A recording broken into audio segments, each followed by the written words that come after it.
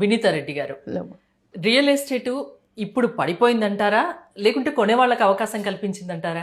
100% కొనే వాళ్ళకి అవకాశం ఇచ్చింది. ఇప్పుడు ఒక ఇన్వెస్టర్ అనే వాళ్ళు కరెక్ట్ డెసిషన్ ఎలా తీసుకుంటారు, వైజ్ డెసిషన్ అంటే ఇలాంటి మూమెంట్లో తీసుకుంటారు. అందుకనే మేము ఒక రకంగా దీన్ని ఇన్వెస్టర్స్ మార్కెట్ అంటాం.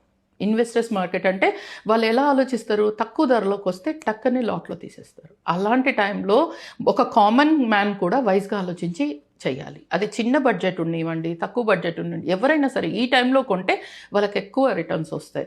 ఆల్రెడీ మూమెంట్ స్టార్ట్ అయిపోయింది, ఇంతకన్నా లేట్ చేయొద్దండి. ఆల్రెడీ లాస్ట్ 1 year బ్యాక్ తీసుకున్న వాళ్ళకి ఈ రోజుకి చాలా డిఫరెన్స్ వచ్చేసింది వాళ్ళ అంటే అప్రిషియేషన్. ఈరోజు ఆల్రెడీ ఫుల్ మూమెంట్లోకి వచ్చేసింది ఇప్పుడు మార్కెట్.